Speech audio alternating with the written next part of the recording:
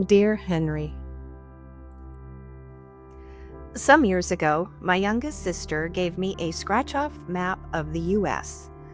You know, the kind where you reveal the places you've been by scraping away a thin foil?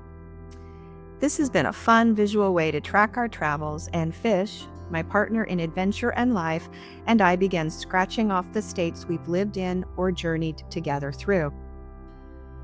We didn't realize then how linear our path would be, moving in a near-perfect line from Salt Lake City to Virginia Beach over 27 years. We met and got married in Salt Lake City, then came Portland briefly. We stayed just long enough to decide we weren't cut out for life under a near-constant rain and gray sky. Although we did enjoy the drive to Seaside, Oregon to feed the seals. We returned to the Salt Lake area disappointed. Next up, Denver. Then a curveball to Northwest Arkansas, followed by a stint in Tulsa.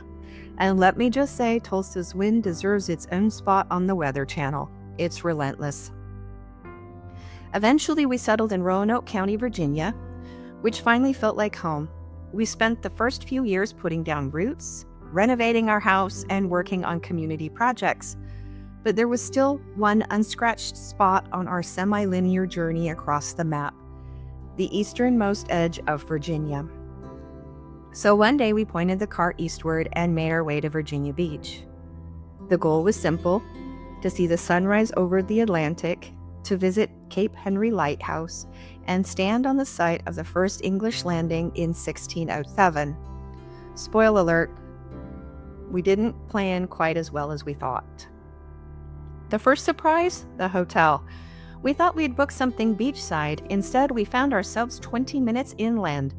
But in hindsight, it was a blessing. The beachfront hotels sit right under the flight path of Naval Station Oceana. And let me tell you, fighter jets at full throttle are not sleep-friendly white noise. Dinner was at the Nautilus restaurant, where I enjoyed some fantastic fried oysters and fish and chips.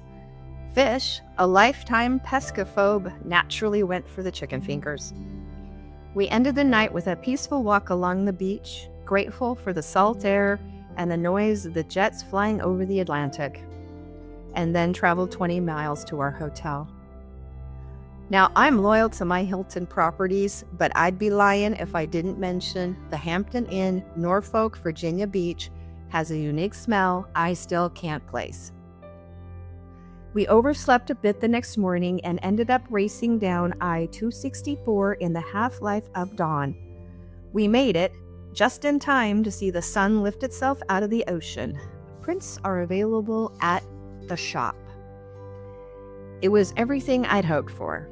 We strolled along the beach, watched surfers cut through the waves, and visited the Naval Aviation Monument Park, an understated but moving tribute to naval aviators.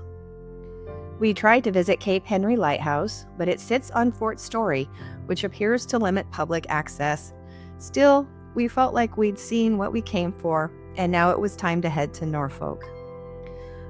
That trip to Virginia Beach was more than just another destination. It was the final scratch on a journey nearly 3 decades in the making. Maps are fun, but this one told a story, not just of where we've been, but also how long it took to find a place we'd like to stay. And even though that scratch-off is complete, our travels most certainly aren't. Some journeys just don't end with a final scratch.